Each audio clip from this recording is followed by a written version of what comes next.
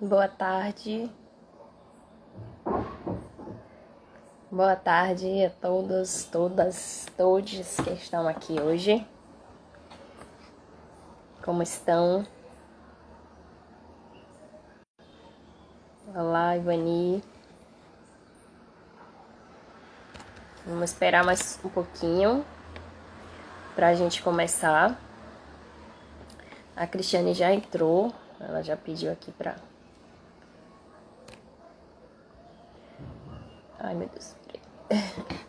Então, gente, para quem está chegando hoje, a gente está no segundo episódio da terceira temporada da série E se os polinizadores entrassem em quarentena, que é uma série de lives que a gente, do grupo Polinfruit, um grupo de pesquisa, ensino e extensão da Universidade Federal da Bahia, em parceria com pesquisadores da Universidade Federal de Sergipe e Universidade de São Paulo, entre outras, fazem parte.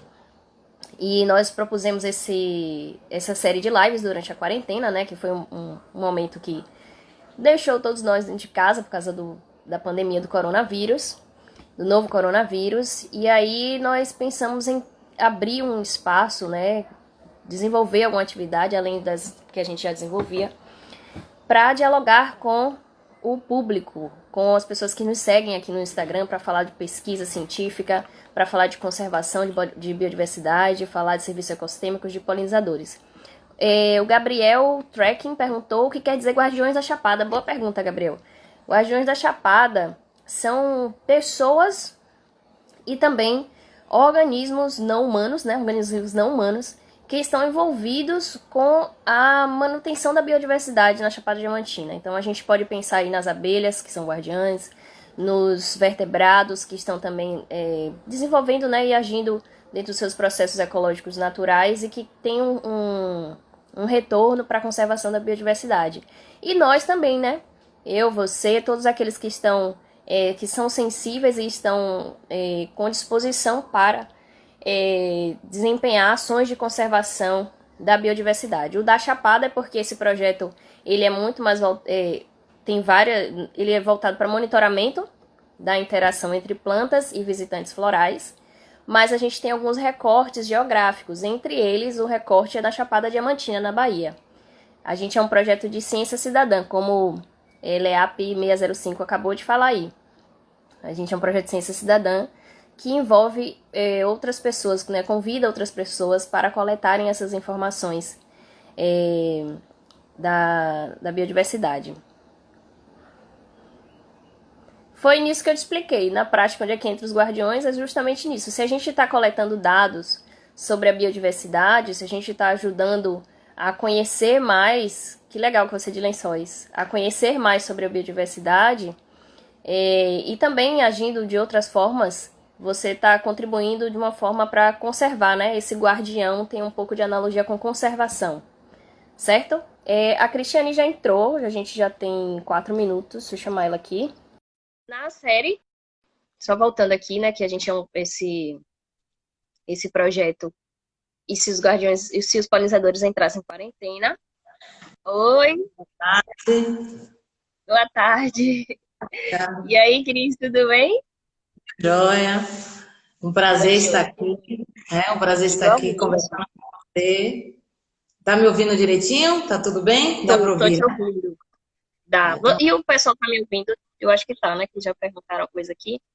Eu tô apresentando aqui o projeto, né? O que é essa série de lives, né? Que é um projeto de divulgação científica, de conversa, de bate-papo sobre conservação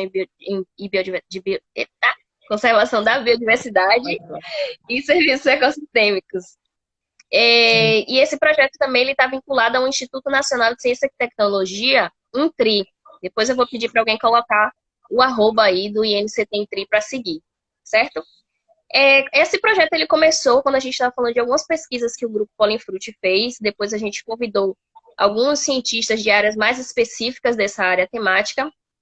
E agora, nessa terceira temporada, a gente está conversando com pessoas que estão no seu dia a dia, na lida, agora podemos dizer assim, de uma maneira prática, falando sobre esses temas, lidando com o manejo da terra, lidando com o manejo de polinizadores, sejam abelhas, e também com pessoas que estão ligadas à área da educação.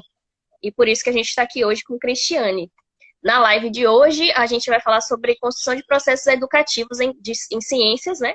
Principalmente em museus e centros de ciência. Eu sou Karen, como vocês já me viram aqui outras vezes. Eu sou bióloga. E estou aqui hoje com a Cristiane para conversar um pouco. A Cristiane tem um projeto super bacana, não vou dar spoiler agora. Mas eu queria passar a palavra para a Cristiane se apresentar, né? Ela é bióloga, administradora, mas eu queria que você falasse um pouco sobre você, Cris. Então, boa tarde a Karen, boa tarde a todos aí que estão entrando. Eu sou Cristiane, sou bióloga, sou administradora também de empresas, tenho um mestrado em botânica, né? Moro aqui na Chapada Diamantina, em Palmeiras, há 17 anos, mais ou menos 17 anos.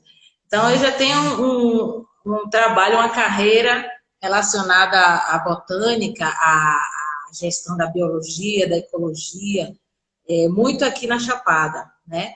Fiz muitos trabalhos, venho fazendo muitos trabalhos aqui na região, principalmente na Chapada, né? Arredores também, na Bahia, em outras áreas também, mas voltado muito à questão de inventário florístico, da fauna, questão de socioambiental, alguns trabalhos etnobotânico, biológico, né? Etnobiologia, também essa questão de gestão rural, que é interessante, que mexe também muito com coisas de abelhas, né? Essa questão de polinização é interessante. Fiz alguns trabalhos de pesquisa, acompanhei trabalhos de pesquisa, no caso, a Batata da Serra foi um dos trabalhos que acompanhei. Um dos trabalhos também foi das samambaias, que teve lá no Pati, que tem lá no Pati, né? Que vem invadindo muita área da Chapada, que também é uma coisa que tem que ter um olhar também para isso. E faço trabalho muito com a empresa Replante Consultoria, né? Que é um trabalho que é sobre a questão de consultoria ambiental, tem a questão de gestão e a parte educacional. Na questão mais educacional, vem trabalho com educação ambiental, né? Muitos em palestras, alguns mini cursos em escolas, aqui próximo. E a questão que veio a mim, que eu acho que é uma coisa que é fascinante, está sendo fascinante, né, para mim, muito, é a questão dos centros de ciência e o museu, né, que é o que a gente vem conversar aqui. Porque é uma divulgação, é uma coisa nova, que até posso dizer assim para Chapada, porque tem alguns museus pontuais, mas esse está muito ligado também com o colégio, né? No caso, o colégio Raio de Sol lá de Ceabra, e que eu venho fazendo trabalhos, né, montando a formação do museu em si, e a questão de exposições, que aí a gente vai falando do caminho, né? Agora na live, vai explicando, vai falando algumas coisas sobre. E sou de Salvador, né? Não sei se. Eu sou de Salvador, eu já moro, como eu falei, há 17 anos aqui em Palmeiras, e é isso, eu acho que é isso, não sei se tem mais. O trabalho é bastante voltado na Replante, eu falo Replante porque é o que eu trabalho na consultoria, né? É isso. Aham. Massa. É bacana, né, conversar com uma pessoa que tem uma integração entre duas áreas que, a priori, parecem ser totalmente diferentes, né? Biologia e administração. Mas é interessante ver como você conseguiu alinhar essas duas áreas do conhecimento em prol da educação, né? E, consequentemente, também da conservação. Eu queria só aqui reforçar uma coisa, que o Gabriel estava com umas dúvidas sobre o projeto em si. Mas, assim, o Grupo Polinfruti, ele desenvolve pesquisas e tem parcerias com pessoas da Chapada Diamantina há mais de 10 anos. E a gente tem publicações de artigos científicos, a gente tem produção de materiais educativos, nós temos parcerias com pessoas, né, com representantes locais, né, pessoas que moram diretamente na Chapada Diamantina. Semana passada, inclusive, a gente teve uma live super interessante com Tadeane, que é cafeicultora, ela falando, né, sobre como a interação entre cientistas, né, e ela que está mais diretamente ligada com a lida da produção de café, foi interessante para que ela adotasse propostas de manejo do café, de produção do seu café, que fossem mais sustentáveis, mais voltadas para a conservação da biodiversidade. A gente tem até um link aqui no nosso perfil, que é um link que direciona para várias outras coisas, onde tem materiais, tem livros, tem artigos científicos, e também pode mandar o direct para a gente para conhecer mais o projeto, conhecer mais o histórico dessa nossa relação com a Chapada Diamantina. Embora o Guardiões seja um projeto mais novo, né? Porque começou em 2015, imagine, já tem 5 anos. O Pauling Fruit em si, que é o grupo que tem várias pessoas envolvidas, já trabalha na Chapada Diamantina há muito tempo. E a gente tem um carinho e um cuidado muito grande por essa região. Inclusive, a coordenadora do projeto é até da Chapada. Mas, Cris, voltando um pouco para o que você estava falando, né, sobre museus e centros de ciência, eu queria que você comentasse um pouco o que é que são museus e o que é que são centros de ciências, né? Tipo, se tem diferença entre eles, como é que você identifica isso? Como é que você consegue?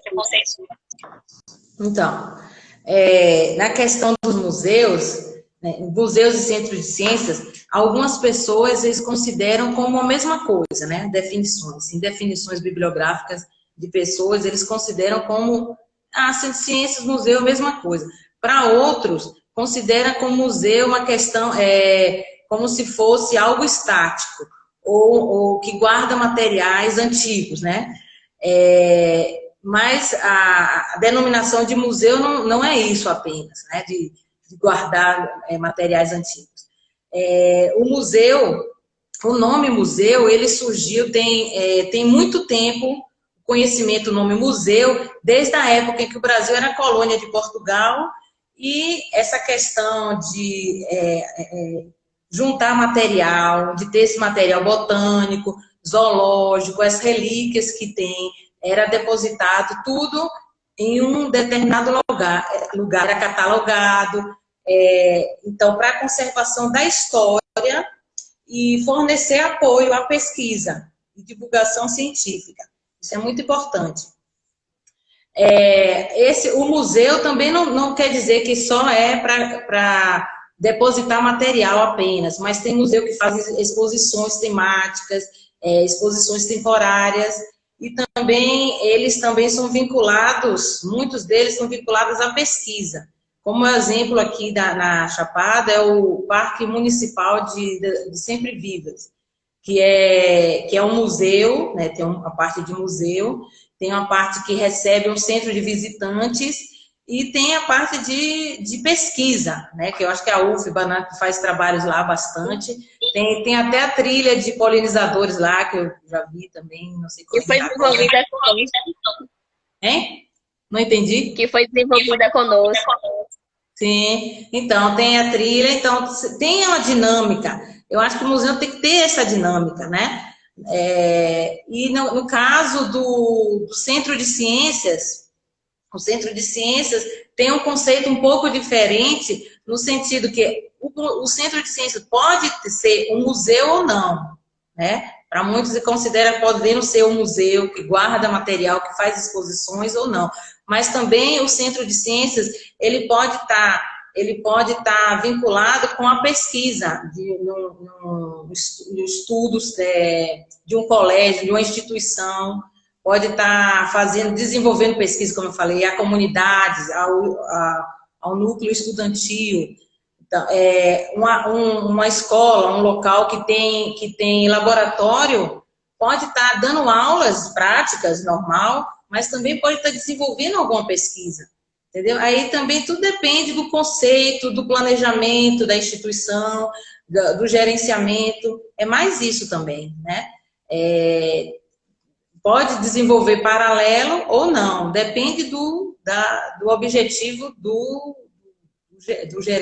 gestão, né? Do planejamento do local, da pessoa.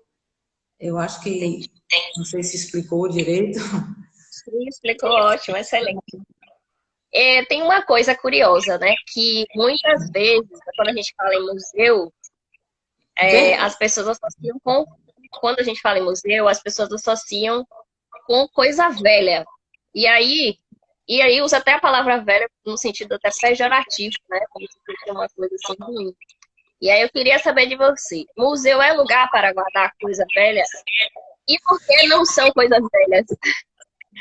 Pois é. Então, o museu não é para guardar coisas velhas, né? Como o pessoal pensa e imagina. Mas para guardar, infelizmente isso aí existe, esse pensamento, mas sim é para guardar materiais que são relíquias, algo histórico, que tem um valor histórico, que tem um valor cultural, um valor regional, científico, né? Isso é importante ter esse espaço, né? Aí como vai ser feito isso? Como eu falei, gerenciando, né? Tem museus que não tem esses materiais, essas coisas antigas que falam.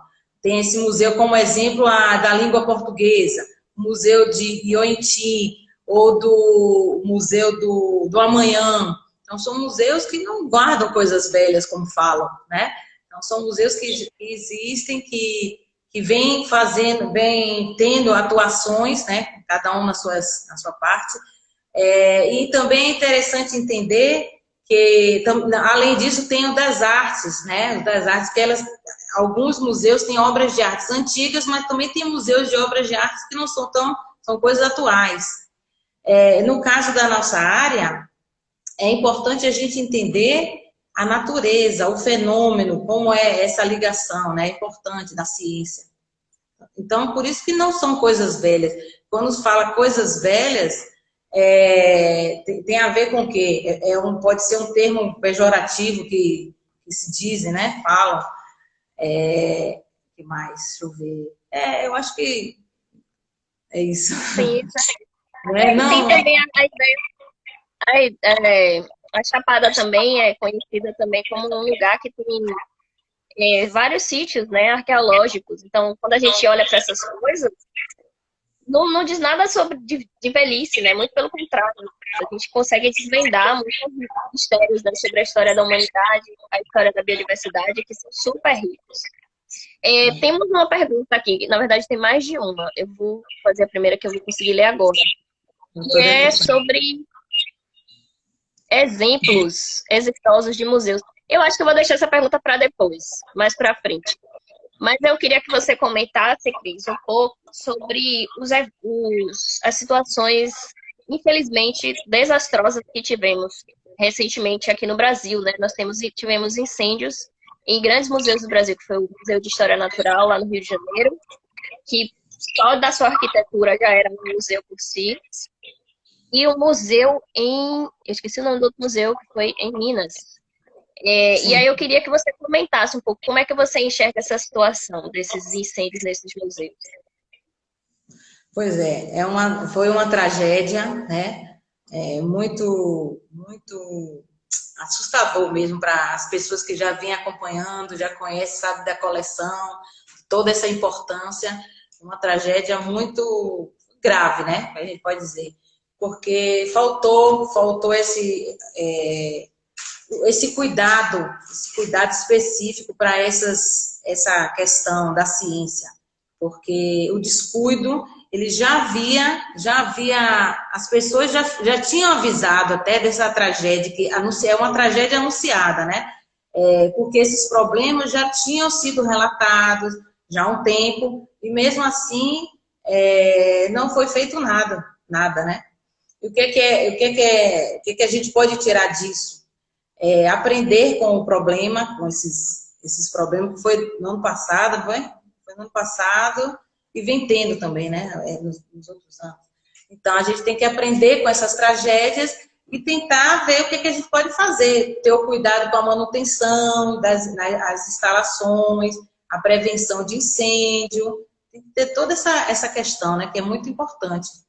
Porque cada tragédia a gente tá perdendo a nossa história, a cultura, toda essa questão. Como a gente veio falando que o museu tem uma história para contar, né? Eu acho que é muito importante a gente entender isso. A primeira coisa é entender a importância do museu, do Centro de Ciências e por que perdemos, né? Vem perdendo com essas tragédias. Eu acho que é muito importante todo mundo entender inicialmente. Tem uma pergunta super interessante aqui, que é do Jefferson. Ele perguntou o seguinte: como temas relacionados ao território de identidade da Chapada vêm sendo tratados nos museus e centros de ciência da região. Deixa eu só pegar o cabo aqui para conectar aqui.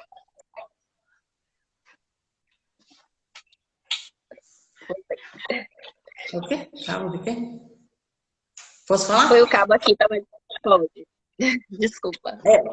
Então, com relação aos museus e centros de ciência, eu tenho uns museus pontuais, né? Quando a gente pensa assim, museu, tem seus gestão, tem as gestões, né? Museu aqui de Palmeiras, museu lá de Mucugê, que é do Parque Municipal, tem um museu lá de Central, e aí vai, tem alguns, acho que tem mais um em Mucugê também. E aí, né, na Chapada em geral, a gente tem que perceber que esses museus têm a sua gestão. Agora, né, lá em Seabra é um museu particular, no caso que eu estou falando também, né, que eu participo. Então, Sim. dependendo, infelizmente, alguns museus que são públicos têm essa questão de troca de prefeito, como seria, né? Quem é que vai cuidar? Vai abandonar? Vai deixar para depois? Como é que vai ser gerenciado? No caso particular é de um jeito e no outro, né? Será que vai mudar tudo, tirar tudo dali, vai transformar em outra coisa? Quem vai tomar conta? A gente tem que... Isso tudo é importante a gente estar comentando, a gente entender e ver o que pode ser feito. Porque não é só ter um espaço e deixar um material lá para um dia alguém visitar ou um dia estar lá esperando para alguém ir, ou um turista, ou um estudante, como seria, né? Isso tudo é importante. Quem vai gerenciar? Como está sendo gerenciado, né? Tem que ter essa discussão aqui na região. Eu acho que é importante que tanto mexe muito com os estudantes locais, quanto o turismo. O turismo quer ver também, né? Coisas diferentes do local. Não é só paisagem, mas aí você vai falando no caminho e a gente vai falando mais. Sim, não sei se eu respondi a pergunta. É isso? Eu acho que sim. Respondeu, inclusive, as duas perguntas que ele fez, porque ele queria também saber exemplos de museus exitosos na Chapada Diamantina. Tem uma coisa, assim, que é mais voltado para como espaço de educação, né? A gente, quando fala em educação, logo as pessoas associam isso, eu tenho a impressão de que logo as pessoas associam isso à escola, né? Como se fosse aquele ambiente ali da educação, que é um ambiente, geralmente, que a gente chama de ambiente formal, né? Onde tem um professor, tem os alunos, coordenação, tererê, tarará. Só que e também associado a isso, as pessoas frequentemente pensam que museus são lugares assim para você fazer uma observação passiva de obras, né? Ou então dessas peças antigas, peças de história natural, sejam ossos, escavações e tal. E porque eu queria saber assim de você, por que essa coisa de ver o museu como um lugar que você vai só fazer observação é uma coisa assim mais limitante em relação ao museu, em relação ao que o museu pode contribuir para a educação das pessoas.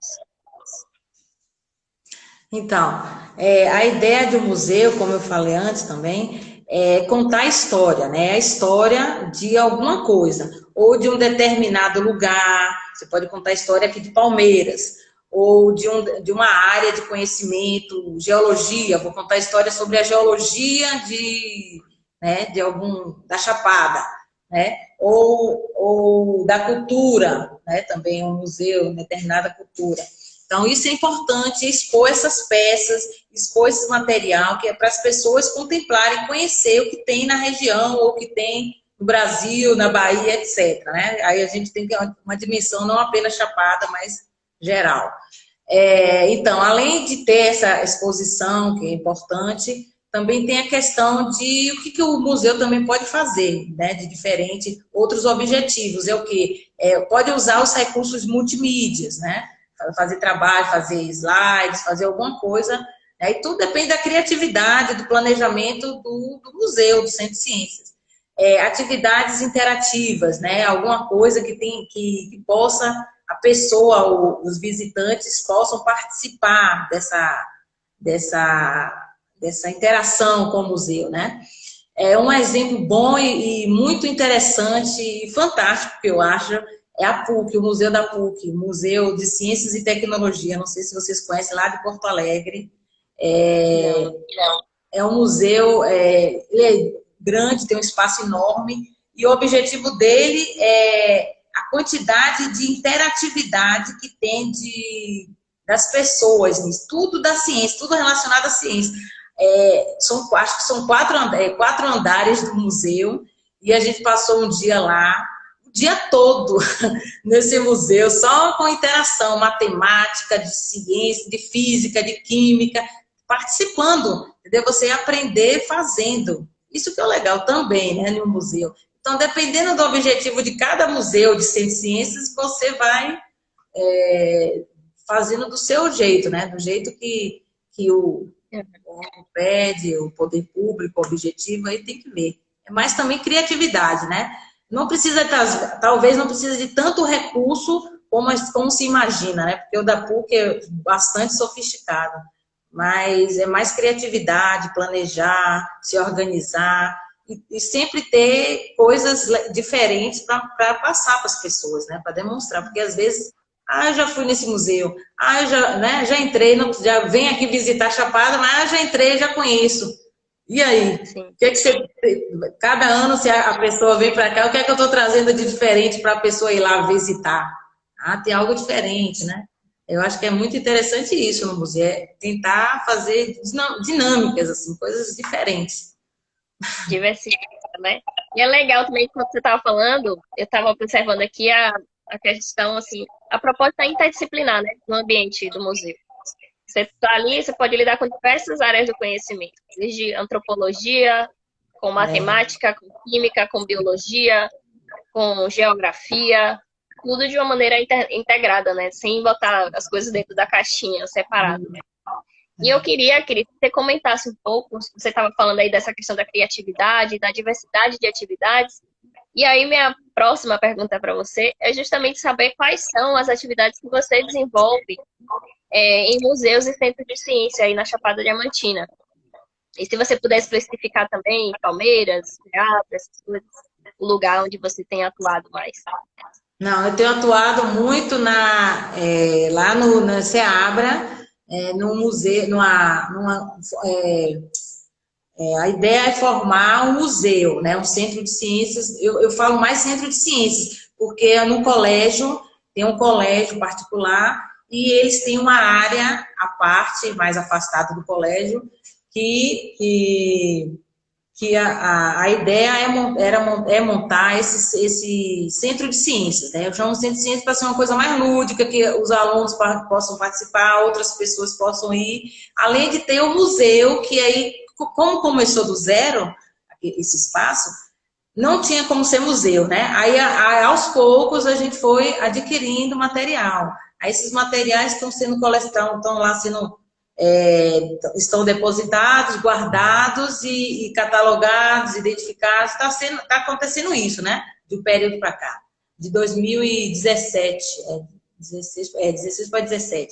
Então, já tem um tempo, já existe um museu, tem as exposições, essas exposições, já foram feitas 3 exposições, cada ano um tema diferente, cada ano eu agrego, eu comecei dentro de um quarto, assim, como se fosse um quarto, né?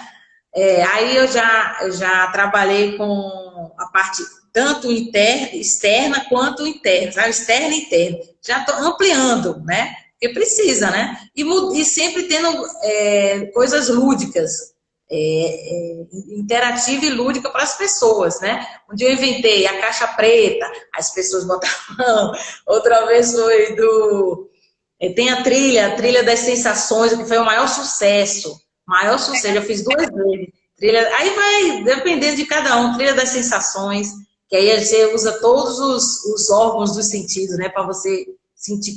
E usando material local, folha, né,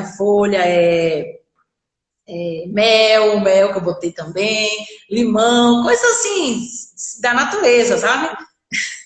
E aí vai. Tem a trilha que eu fiz foi a última foi trilha das, como é?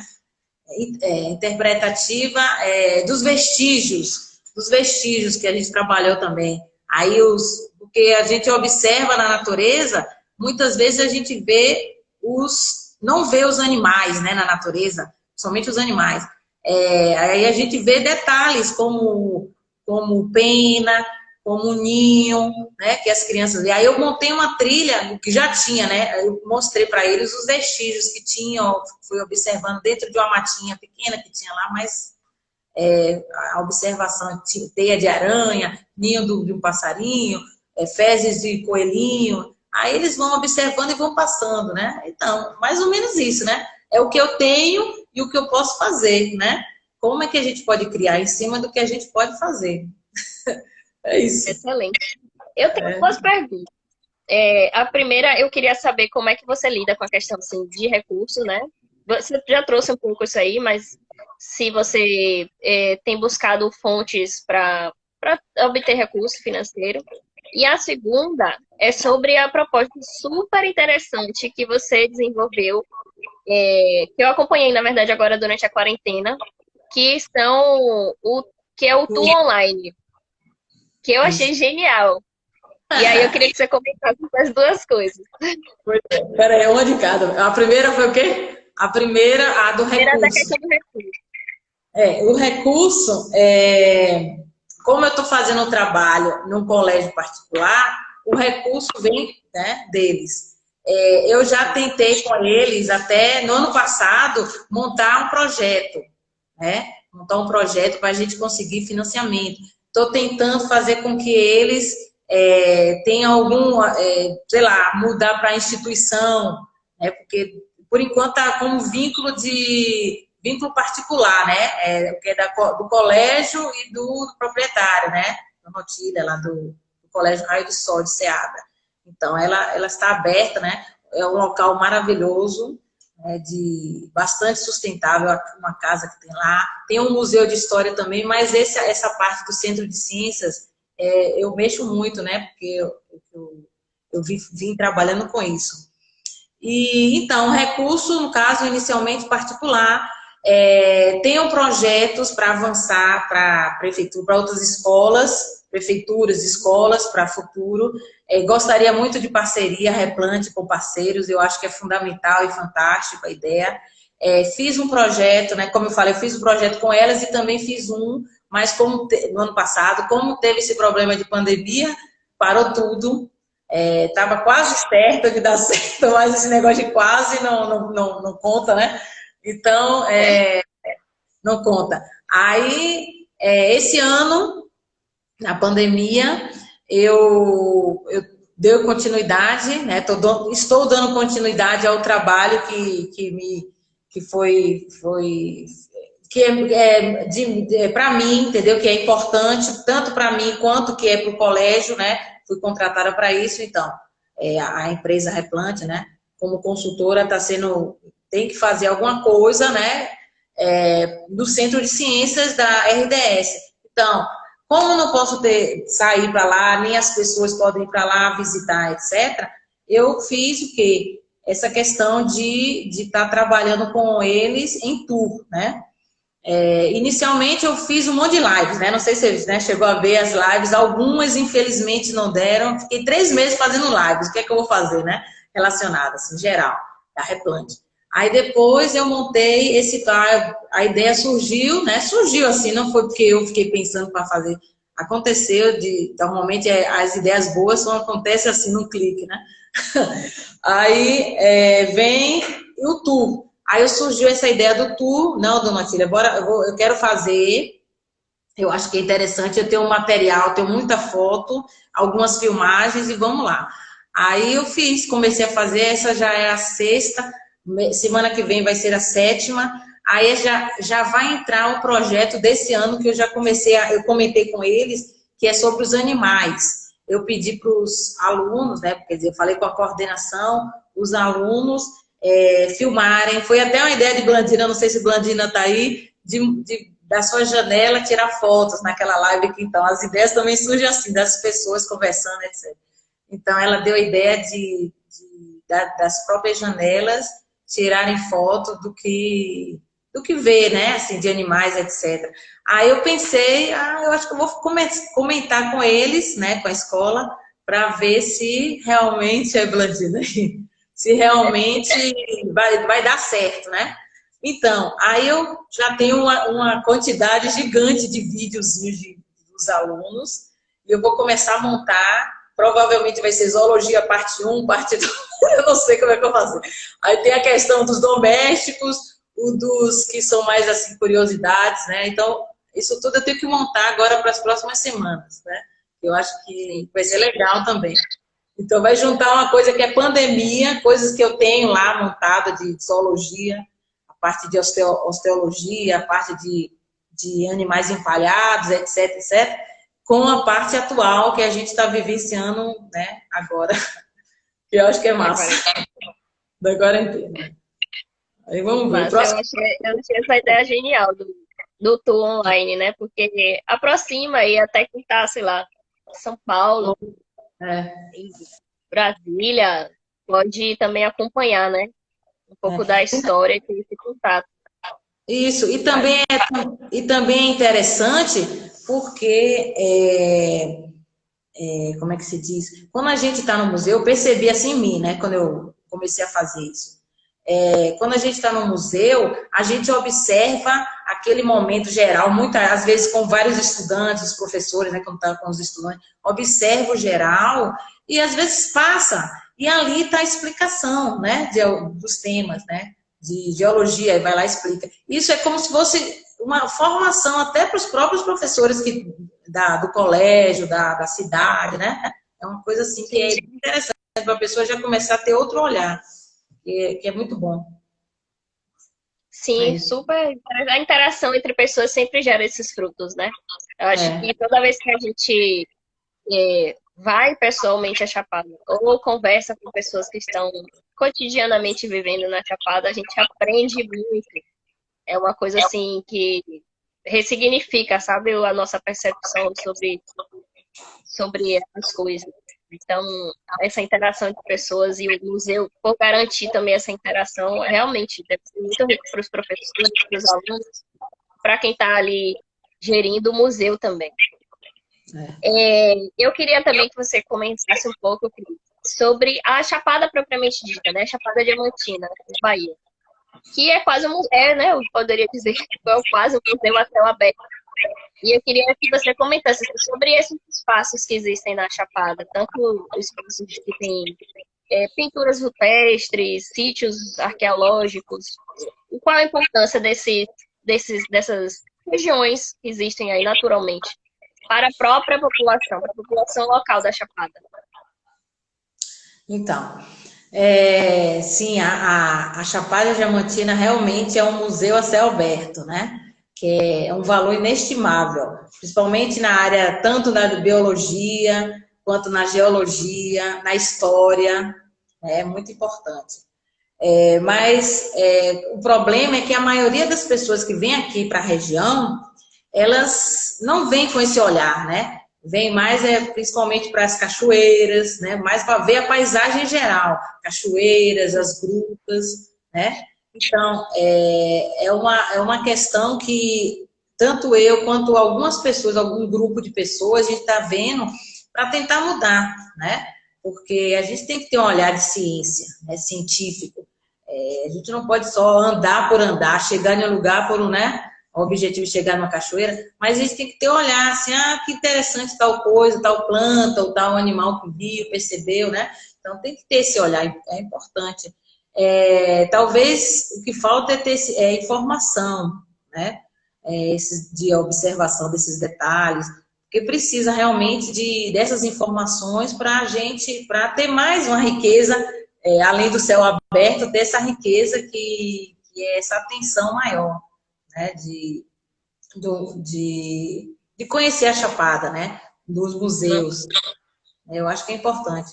E os museus ajudam a fornecer essas informações que faltam, né? Porque você está lá concentrado em uma determinada área e você vai tendo explicações sobre o fóssil que já existiu na Gruta X, né?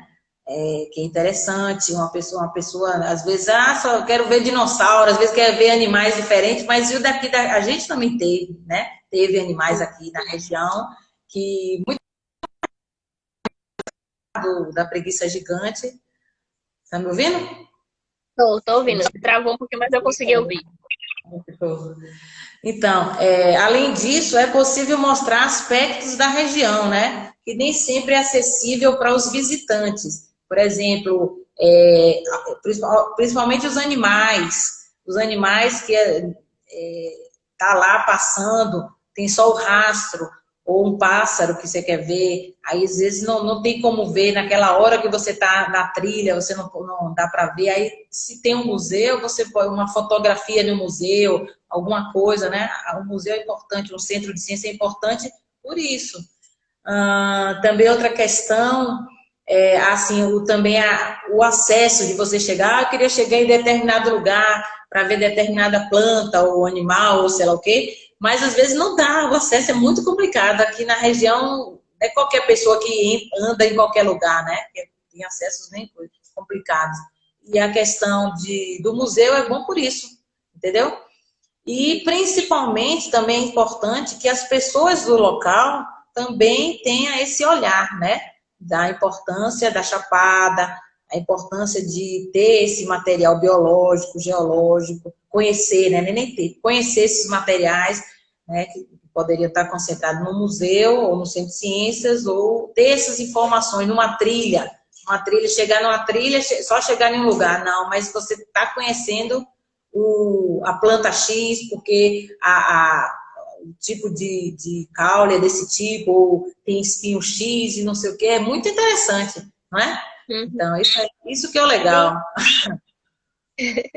Exatamente. Jefferson comentou aqui uma coisa, que ele disse assim, é bom incentivar o turismo científico, né?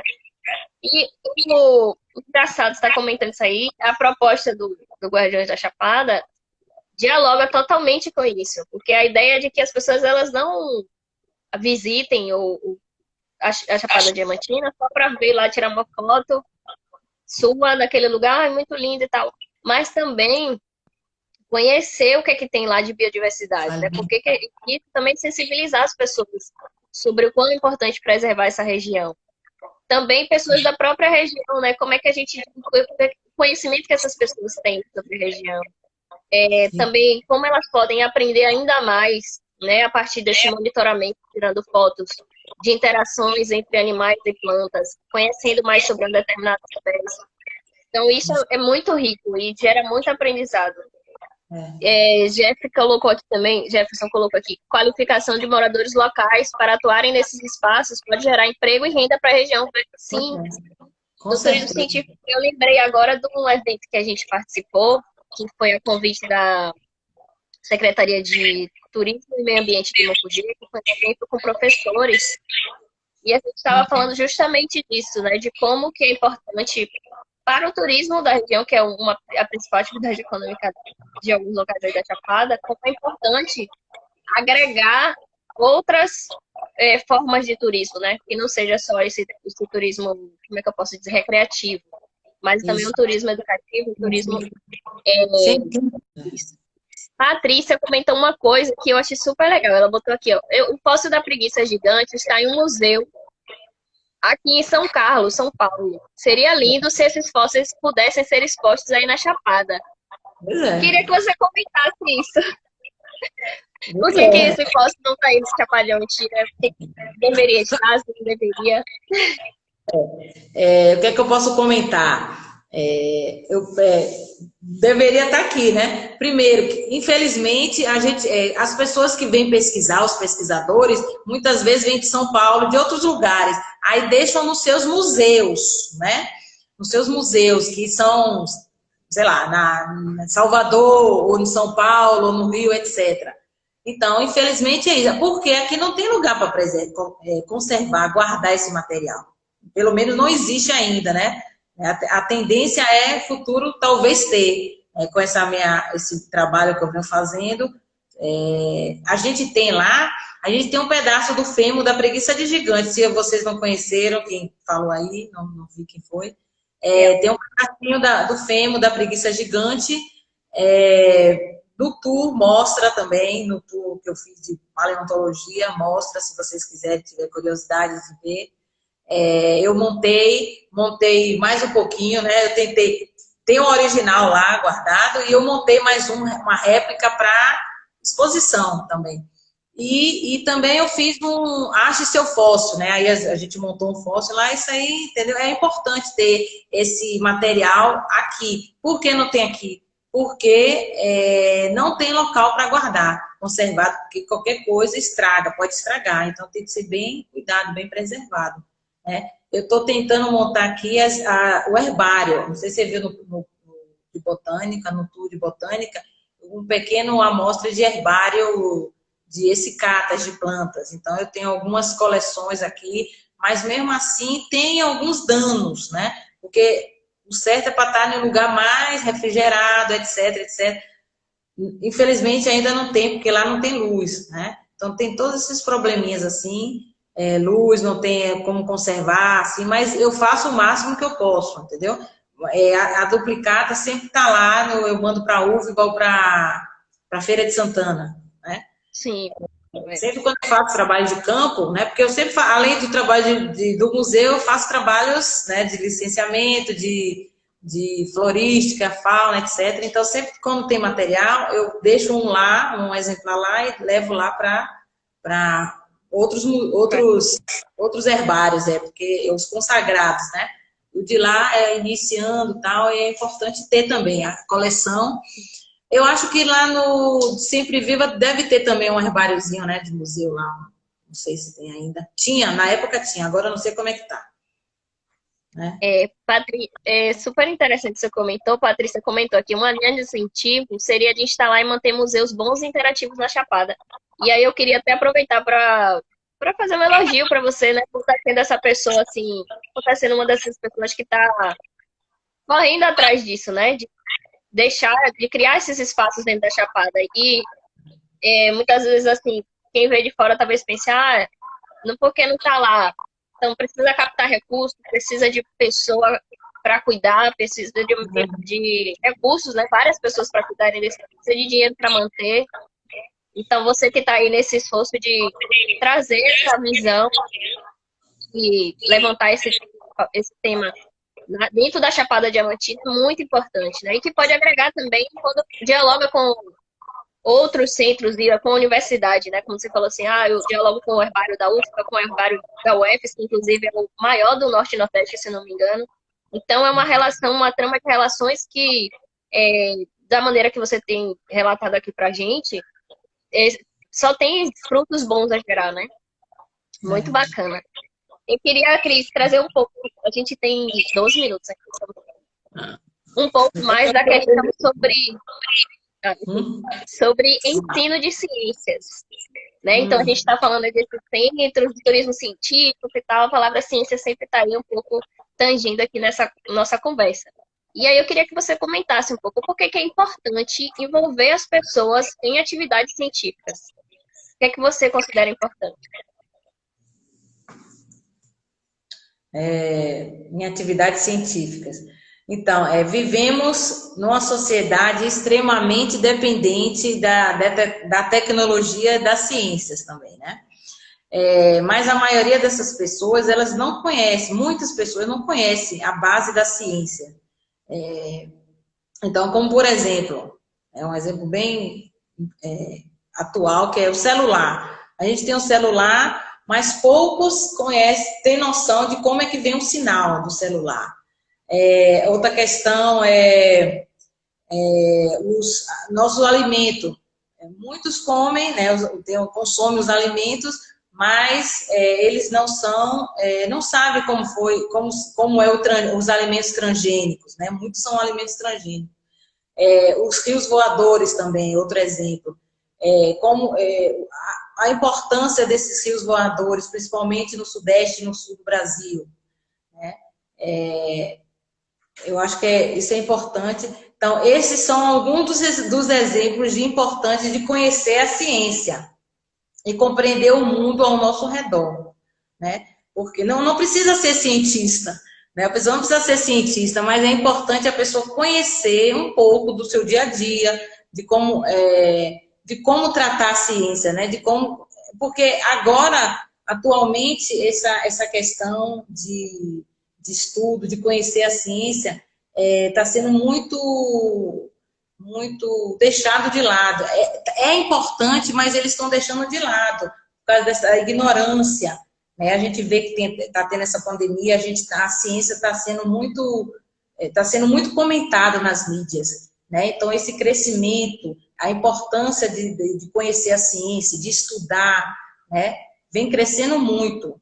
Né? Por que tem que estudar ciência? Por que tem que saber essas coisas que eu falei até, um exemplo, né? Mas por quê, né?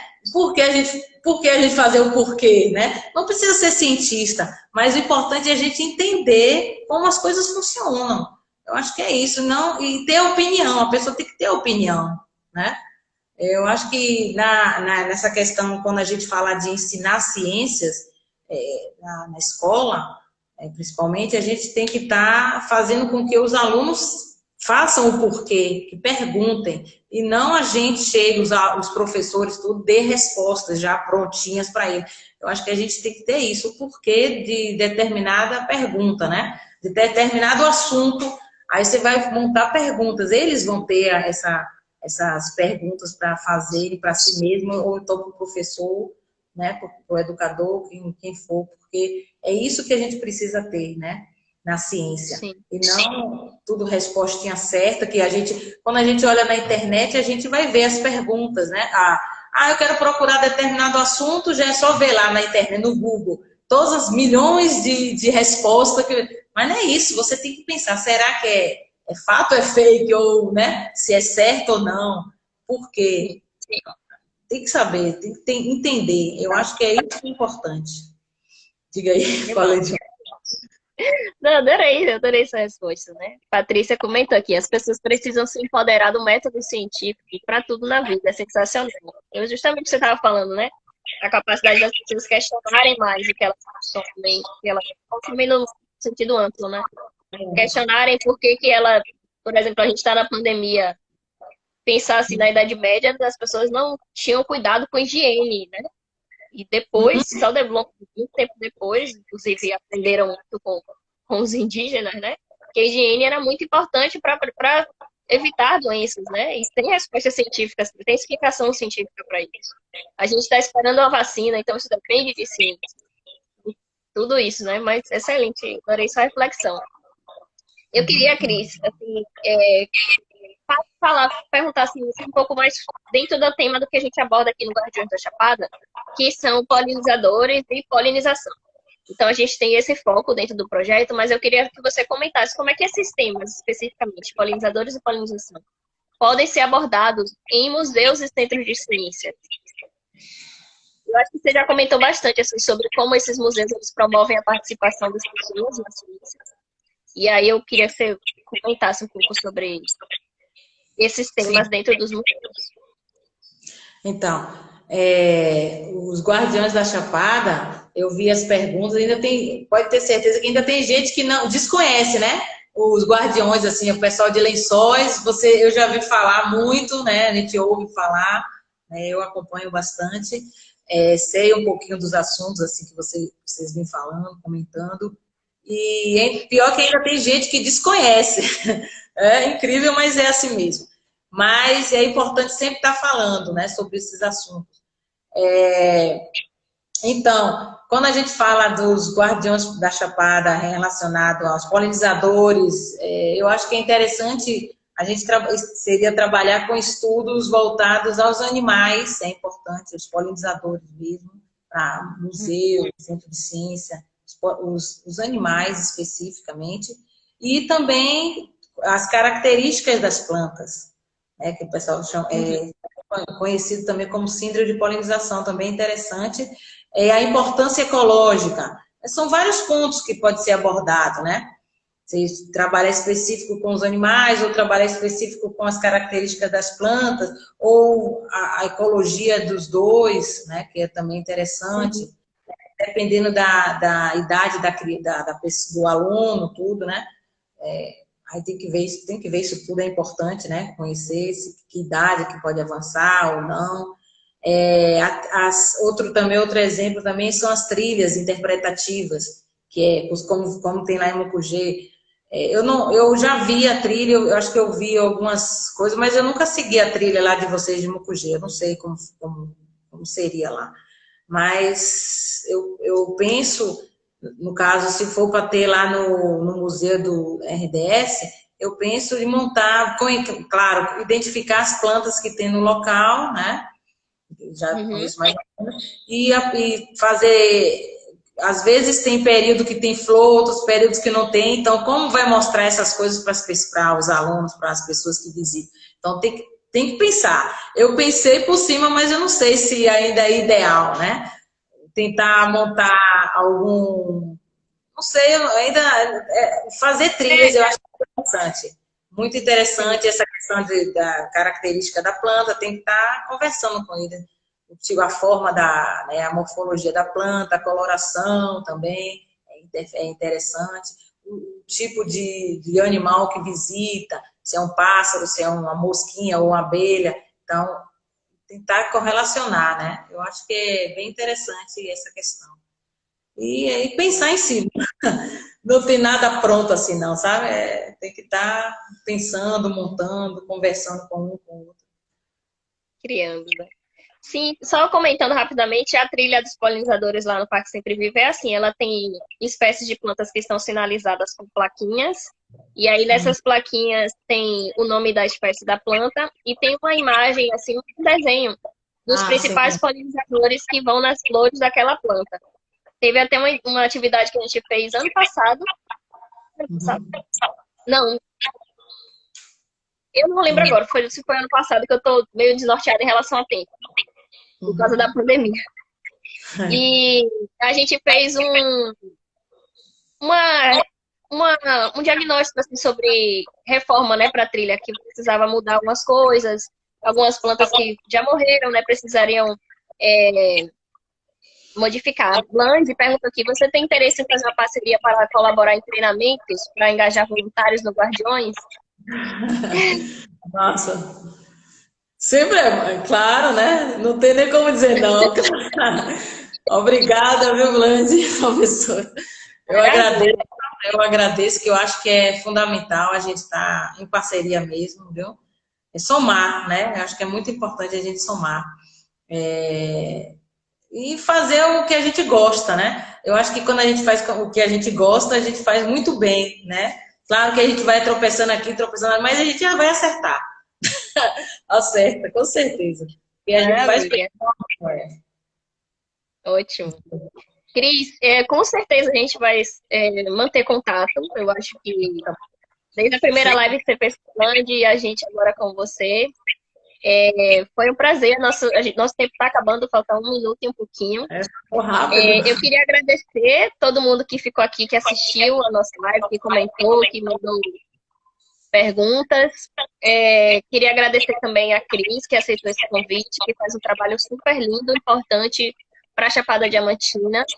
E a Bland falou que somos nós que agradecemos, com certeza. Somos nós que agradecemos porque você tem